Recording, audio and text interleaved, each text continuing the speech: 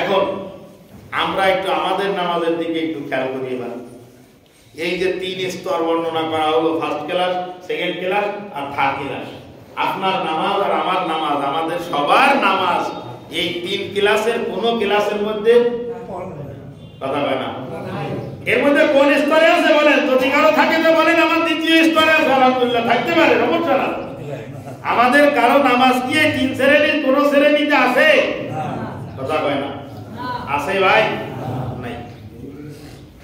মনে হয় বুঝতে পারতেছেন না কথা, না বুঝে আসতেছে? থার্ড ক্লাসের এই 3 ক্লাসের মধ্যে কোন ক্লাসের মধ্যে আমাদের নামাজ নাই। তাহলে কথা হলো যে আমাদের কোন ক্লাসের মধ্যে নামাজটা যখন নাই, তাহলে আমাদের নামাজ পড়ে তাহলে কোনো লাভ নেই। আমরা তাহলে নামাজ পড়া কি বাদ দিয়ে দেবো? যে আমাদের যখন হচ্ছে না ঠিক মতো, পড়ার চেষ্টা করতে যে হচ্ছে না, তাহলে কি নামাজ বাদ দিয়ে দেবো? অবশ্যই না, অবশ্যই না। আহকামুল হাকিমিন আল্লাহ পাক রব্বুল আলামিনের দরবারে আমরা দেখাতে চাই, ও বাজারের থেকে বাজার করে নিয়ে গেছেন অনেক বড় একটা ব্যাগ, 2 হাতে 2টা ব্যাগ নিয়ে আপনি চলে গেছেন। আপনার বাড়িতে 4-5 বছর বয়সের আপনার একটা বাচ্চা আছে। দরজা দিয়ে যখনই আপনি ঢুকলেন, গেট দিয়ে যখন বাড়ির আঙ্গিনার মধ্যে প্রবেশ করতেছেন, ওই বাচ্চাটা খেলাধুলা করতেছিল অথবা কোনো কিছু খাইতেছিল, ওই বাচ্চাটা দৌড় দিয়ে চলে আসছে, আব্বু আসছে, আব্বু আসছে বলে যখন দৌড়ে আপনার কাছে চলে আসলো, ওই ছোট বাচ্চা আপনার 2 হাতের মধ্যে 2টা ব্যাগ দেখে ওই বড় ব্যাগ, সেই ব্যাগটা ওর থেকেও 2-3 গুণ বেশি ওজন, ওই ব্যাগ আপনার কাছ থেকে নেওয়ার জন্য সে হাত বাড়াই দিয়েছে, আব্বু আমার কাছে দাও, বলে কি বলে না? এরকম অবস্থা হয়, আব্বু আমার কাছে দাও, আব্বু আমার কাছে দাও। আব্বুর কলিজাটা তখন ঠান্ডা হয়ে যায়, আব্বু তখন বলতে থাকে, আব্বু তুমি পারবে না, এত বড় ভারী ব্যাগ তুমি নিতে পারবে না। ওই বাচ্চা আবারও জেদ ধরে যে আমি পারবো। ওই আব্বু তখন বলে যে তাহলে তুমি ওই ব্যাগের কোণাটা একটু ধরো। তখন ওই বাচ্চা ওই বাবার সঙ্গে সঙ্গে ব্যাগের কোণাটা একটু ধরে, অথচ বাবা কিন্তু তার ধরাটা একটুও ঢিল দেয় না, ব্যাগের ধরাটা একটুও ঢিল দেয় না। ওইভাবে সে তার মতো করে ধরে, আর ওই বাচ্চাটা ওই ব্যাগের কোণা ধরে ধরে বাবার সঙ্গে দৌড়ায়, কেমন যেন ব্যাগটা ওই বহন করে নিয়ে যাচ্ছে। কথা বলেন ঠিক কি ঠিক না? ও দুনিয়ার মুসলমান, নামাজ হচ্ছে না বুঝতে পারতেছি, সঠিকভাবে যথার্থভাবে নামাজটা কিভাবে হওয়ানো যায় সেইভাবে চেষ্টা করতে থাকা, এবং ওই ব্যাগের কোণা ধরার মতো যখনই আওয়াজ আসবে হাইয়া আলাস সালাহ, হাইয়া আলাস সালাহ, যখনই মুয়াজ্জিনের আওয়াজ কানের মধ্যে আসবে, সঙ্গে সঙ্গে কুদরতে হাকিম আল্লাহ রব্বুল আলামিনের দরবারে হাজিরা দেওয়ার জন্য সবকিছু ছেড়ে ছুড়ে দৌড়ে চলে আসা, এইটা হবে মুমিনের খাসলত এবং মুমিনের চরিত্র। কথা বলেন ঠিক কি ঠিক না? এইটা হলো সিস্টেম। ব্যাগ আমি নিতে পারবো না, অত বড় ব্যাগ, অত বড় ব্যাগ আমি নিতে পারবো না, কিন্তু আমি দৌড়ে গিয়ে যদি ব্যাগের এই কোণাটা যদি একটু ধরি, আযান দিছে, হাতের সব কাজ বন্ধ, চলো আগে মসজিদে যাই, এরকম মনে করে যদি আগে দৌড় দিয়ে মসজিদে চলে আসি, তাহলে ব্যাগের কোণাটা একটু ধরলাম। ব্যাগের কোণাটা ধরে আহকামুল হাকিমকে বুঝাইতে চাই, রব্বে কারীম আমি জানি যে আমার নামাজ হয় না, হচ্ছে না, আমি চেষ্টা করতেছি, কিন্তু আমি তোমার দরবারে কখনো অনুপস্থিত থাকি না, আমি তোমার দরবারে কখনো অনুপস্থিত থাকি না। ও আসমান জমিনের মালিক, কিয়ামতের ময়দানে যখন নামাজের সওয়াব নিয়ে আবু বকর সিদ্দিক চলে যাবে, ওমর ইবনুল খাত্তাব নামাজের সার্টিফিকেট নিয়ে যখন জান্নাতে চলে যাবে, সমস্ত সাহাবায়ে কেরাম যখন চলে যাবে, ও আসমান জমিনের মালিক আমি তাদের মতো নামাজি ছিলাম না, কিন্তু আমিও তাদের কাতারে নামাজি ছিলাম, আমি তাদের মতো নামাজ আদায় করতে পারি নাই, কিন্তু আমিও আযান হইলেই তোমার দরবারে উপস্থিত হইতাম, হাজিরা দিতাম, সেই ওসিলায় অন্ততপক্ষে আমাকে তুমি maaf করে দাও। এটা বলার তো সুযোগ থাকবে, কি বলেন? কথা কন, এটা বলার সুযোগ থাকবে না? এই জন্য বাজার কত বড় অলসতা, মুসলমান হওয়ার পরেও মুসলমানের শিয়ার, মুসলমান সেনার আলামত হলো নামাজ। অবশ্যই মুসলমান আযান হয়ে যাচ্ছে, আযান হয়ে যাচ্ছে, মসজিদে জামাত হয়ে যাচ্ছে, সব কিছু শেষ হয়ে যাচ্ছে, আমার ব্যবসার কাজ শেষ হইতেছে না, রাত 12টা-1টা পর্যন্ত আমাদের বাজারে দোকান খোলা থাকে, কি বা থাকে না?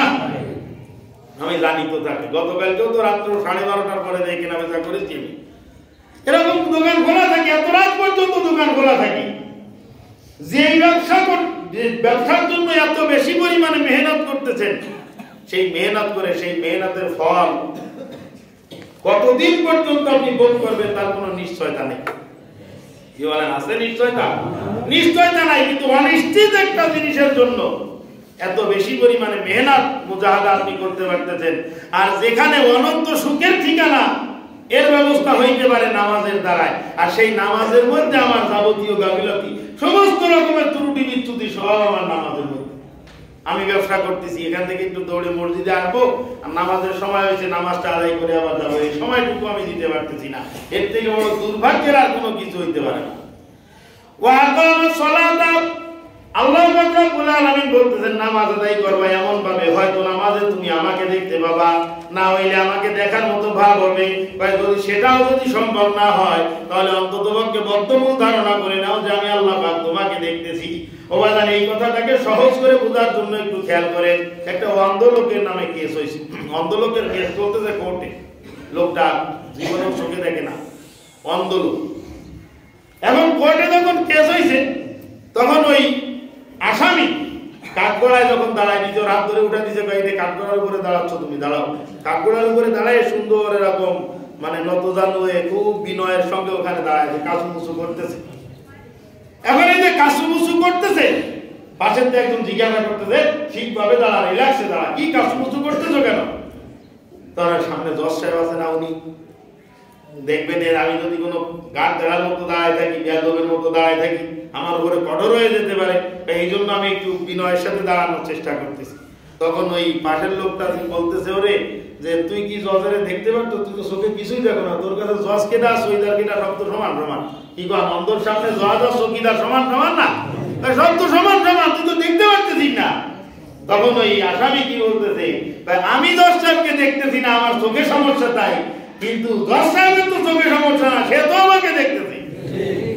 ও মুসলমান, আহকামুল হাকিমিন আল্লাহ পাক রব্বুল আলামিনের সামনে দণ্ডায়মান হওয়া। আল্লাহ পাক রব্বুল আলামিন তিনি আমার সামনে দণ্ডায়মান, আমি আল্লাহ পাক রব্বুল আলামিনের সামনে দণ্ডায়মান। আমার চোখের সমস্যার কারণে, আমার ত্রুটির কারণে আমি আমার রবকে দেখতে পারতেছি না। ও মুসলমান, তোমার রবের চোখেও কি ত্রুটি আছে নাকি? তোমার রবের চোখে যেমন কোনো ত্রুটি নাই, তোমার রব কিন্তু অবশ্যই অবশ্যই তোমাকে দেখতেছে। তাহলে অবশ্যই নামাজে দাঁড়ানোর সময় কথাটা মাথায় রাখতে হবে যে আল্লাহ পাক আমাকে শুধু নামাজে দাঁড়ানোর সময় না। এবার খেয়াল করেন, ইকামতুস সালাহ, নামাজ প্রতিষ্ঠা করা। রব আমাকে দেখতেছেন, এই কথাটা শুধু নামাজের সময় আমি খেয়াল করলাম যে রব আমাকে দেখতেছেন। তা ব্যবসা করার সময় যখন আমি ওজনে কম দিচ্ছি, তখন তো আল্লাহ আমাকে দেখতেছেন। আওয়াজ করে বলেন, দেখতেছে তখন? আমি যখন সুদি কারবার করতেছি, তখন কি আল্লাহ দেখতেছে? এইটাকে মাথায় রাখতে হবে যে প্রতিটা সেকেন্ড, প্রতিটা মুহূর্ত আমার রবের নজরদারির বাহিরে কিন্তু আমি না। 24টা ঘন্টা আমার মালিক আমাকে দেখতে থাকে। তাহলে প্রত্যেকটা জায়গায় যদি এই কথাটা যদি আমি মাথায় রাখি যে আমি যা করতেছি আমার সবকিছু মনিটর হইতেছে, আমি যা করতেছি আমার মালিক সম্পূর্ণ সবকিছুই আমাকে দেখতেছেন, এইরকম চিন্তা, এরকম বিশ্বাসটা বাস্তবিক আমাদের মধ্যে কি আছে? আওয়াজ করে বলেন, আছে? আছে। অনেকে বলেছে আছে, অনেকে বলেছে নাই। একটু খেয়াল করেন, যদি থাকে এই বিশ্বাস, যদি আমার মধ্যে থাকে, আলহামদুলিল্লাহ, তাহলে আমার দ্বারাই গুনার কাজ হয় কিভাবে? আমি যখন জানি যে আমার রব আমাকে দেখতেছেন, তাহলে কি গুনার কাজ হওয়া সম্ভব? সম্ভব না। ওই যে আপনার স্মাগলার দ্বারা থাকে, স্মাগলার বিভিন্ন মানে ঘরে এটাকে কি বলে, কুনাকাজি আর কি, কুনাকাজি বাগান কাটাবে সেদিক দিয়ে ওই ছোট ছোট প্যাকেট লেনদেন করে যারা, এ দেখবেন ওই লেনদেন করে আর চোরের মধ্যে এদিক ওদিক তাকায়, তাস খেলতেছে বাগানের মধ্যে গিয়ে। এদের মধ্যে ভয় আছে, যদি প্রকাশ্য কোনো জায়গায় করি তাহলে পুলিশে তাড়া করবে কি, এই ভয়টা তাদের মধ্যে আছে, যার কারণে তারা বাগানে গিয়ে করতেছে। বাগানে গিয়ে করলে পুলিশে দেখতে পায় না, কিন্তু এমন কোন জায়গা আছে, এমন কোন বাগান আছে বা এমন কোন ক্ষেত্র আছে যেই জায়গায় আমার মালিক দেখতে পায় না। তাহলে যে কোনো জায়গায় গিয়ে গুনার কাজ করার কোন সুযোগ নাই, যদি আমি বিশ্বাস করি যে আমার রব আমার সবকিছু দেখতেছে। এটা হলো নামাজ কায়েম করা।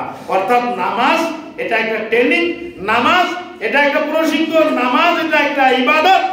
ইবাদতটা, এই ইবাদতটা যদি সুন্দর করে করা যায়, এই ইবাদতটা যদি মাথার থেকে পাও পর্যন্ত ফিট করে নেওয়া যায়, তাহলে সম্পূর্ণ আল্লাহর বান্দা নবীর উম্মত হওয়া সম্ভব। পূর্ণাঙ্গভাবে আল্লাহর বান্দা নবীর উম্মত হওয়া সম্ভব। দেখেন কিভাবে নামাজের শুরুতে আসেন, একদম আপনি শুরুতে যখন দাঁড়াচ্ছেন, ভালো একজন বড় নেতার সঙ্গে, বড় এমপি মিনিস্টারের সঙ্গে দেখা করতে গেলে না, জামাটা ময়লা, জামাটা ময়লা, খেয়াল করেন এদিকে, সময় শেষ, খুব গুরুত্বপূর্ণ এই বিষয়টা বললে শেষ হয়ে যাবে, আমার দিকে লক্ষ্য করেন। একটা বড় একটা জায়গায় আপনি যাবেন, তা বড় একটা যাওয়ার সময়, জায়গায় যাওয়ার সময় আপনি খেয়াল করেন যে এই জায়গায় এখানে যাওয়া যায় কিনা, কি এই বিবেচনা আসে? কথা বলেন, আসে? অনেকে কথা বলতে রাগ করতেছেন নাকি আপনারা? অনেক বড় মাপের একটা জায়গা, অনেক বড় একটা মসজিদে আমাকে যেতে হবে, না এ জামা এখানে বেমানা, আপনি জামাটা চেঞ্জ করতেছেন, এই জায়গায় যেমন না জুতাটাও একটু ছেঁড়া ছেঁড়া, দেখি ওইটা দরকার হলে আরেকজনেরটা সেই নিয়ে তারপরে সেখানে যেতে হবে। শরীরের মধ্যে ঘামের গন্ধ, আমি যেহেতু দিন মজুর কাজ করে খাই, ঘামের গন্ধ দেখি একটু পস করে স্প্রেও করে নেই, যাবো, মানুষে কি মনে করে? এই যে এত কিছু চিন্তা আমি করতেছি কোথায় যাওয়ার জন্য, কোন একটা মানুষের কাছে বা বড় কোনো মজলিসে যাওয়ার জন্য, হাকামুল হাকিমিন আরশে আজিমের মালিক আল্লাহ পাক রব্বুল আলামিনের দরবারে হাজিরা দিতে যখন আমি আসতেছি, এই বিবেচনাটা কি আমার মাথায় আছে? কথা বলেন, আছে?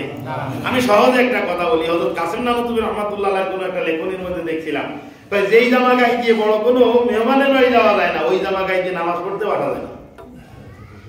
এটা কিন্তু কঠিন ব্যাপার।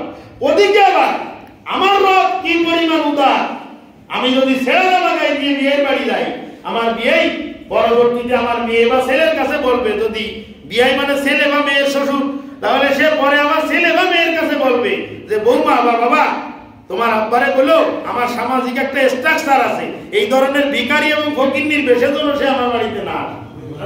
কথা কন, একথা তখন সে বলে দেবে। আমার মালিক এমন নয়, আল্লাহ পাক রব্বুল আলামিন নামাজের জন্য বিধান করে দিয়েছেন, তুমি যে অবস্থার মধ্যে আছো, তোমার একটা ছেঁড়া দেনা তোমার আছে, তোমার একটা জামা আছে সম্পূর্ণ শরীরটা ঢেকে না, যেখানে সেখানে ছেঁড়া, ও বান্দা অন্তত পক্ষে ওই কাপড়টা যেন পবিত্র থাকে, ওই কাপড়টা যেন পরিষ্কার থাকে, ছেঁড়া কাপড় থাকুক কিন্তু সেটা কি থাকতে হবে? পবিত্র থাকতে হবে। ছেঁড়া কাপড় থাকুক কিন্তু পবিত্র থাকতে হবে, ছেঁড়া টুপি থাকুক কিন্তু পবিত্র থাকতে হবে, ছেঁড়া লুঙ্গি থাকুক কিন্তু সেটা পবিত্র থাকতে হবে। আমার মালিক কখনো কারো সামনে এটা বলবে না, ছেঁড়া জামা গায়ে দিয়ে আমার সামনে আসবি না, ছেঁড়া জুতা পরে আমার দরবারে আসবি না, ছেঁড়া টুপি মাথায় দিয়ে আমার দরবারে আসবি না। আমার মালিক শুধু বলবেন এতটুকু যে তোমার টুপিটা ছেঁড়া কিন্তু ওইটা যেন পবিত্র থাকে, তোমার জামাটা ছেঁড়া কিন্তু ওইটা যেন পবিত্র থাকে।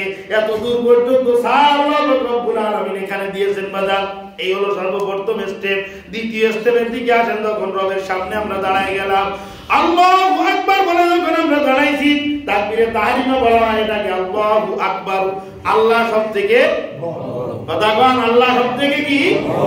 আল্লাহ সবথেকে বড়, আল্লাহ সবথেকে বড়। এই কথা যখন আমি ধারণা করে, এই কথা যখন আমি মুখ দিয়ে বললাম, এই কথাটাই যদি আমার অন্তরে ফিট হয় যে আল্লাহ সবথেকে বড়, তাহলে আমার ব্যবসার থেকে, কথা বলেন, আমার ব্যবসার থেকে, আমার চাকরির থেকে, আমার দলের থেকে, আমার দলের নেতার থেকে, আমার সমস্ত কিছুর থেকে আল্লাহ কি বড়। মাথায় রাখতে হবে এই কথা, তার উপরে আর কোনো কিছুকে প্রাধান্য দেওয়া যাবে না। আমার রব সবচেয়ে বড়, সবকিছুর উপরে বড়, সবকিছুর উপরে ক্ষমতাবান, সুতরাং আমার সবকিছু তার নিচে থাকতে হবে, তার উপরে কোনো কিছু থাকা যাবে না। এই হচ্ছে নামাজের শিক্ষা। আল্লাহু আকবার, আল্লাহ সবথেকে বড়। যখন আপনি দাঁড়ান, তাকবীরে তাহরিমা বলা হয়, তাকবীরে তাহরিমা বলা হয় এটাকে, অর্থাৎ পিছনের সবকিছুকে হারাম করে দিয়ে, বাদ দিয়ে একনিষ্ঠভাবে আমি আমার রবের দিকে মুতাওয়াজ্জহ হইতেছি, মনোযোগী হইতেছি, এইটার অর্থই হলো তাকবীরে তাহরিমা। আর ওইখানে আল্লাহু আকবার কেরাত তো আমার পড়া লাগতেছে না, ইমাম পড়তেছে আর আমি বসে বসে হিসাব করতেছি, অমুক যে বাকি নিলে তো লিখলাম না, যে এই আগে লেখা লাগবে, ওর কাছে তো অনেক টাকা বাকি হয়ে গেছে, ওকে তাকে দেওয়া হবে। মানে ব্যবসায়ী আমাদের অধিকাংশ, এই জন্য বলতেছি, কিছু হিসাব কিতাব এরকম আমাদের মধ্যে চলে আসে না, অনিচ্ছা হলেও আমাদের মধ্যে হিসাব নিকাশ চলে আসে।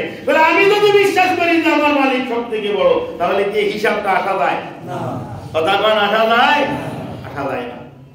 এই জন্য বলা, নামাজের শুরু থেকে, তো সামান্য দুইটা কথা বললাম, নামাজের শুরু থেকে শেষ পর্যন্ত এইটাকে নিজের মধ্যে এভরিথিং পুরো বডির মধ্যে, এভরি বডির মধ্যে যদি ফিট হয়ে যায়, সমস্ত ক্ষেত্রে যদি ফিট হয়ে যায়, আসমানের নিচে জমিনের উপরে আপনার থেকে ভালো মানুষ আর একজন হবে না।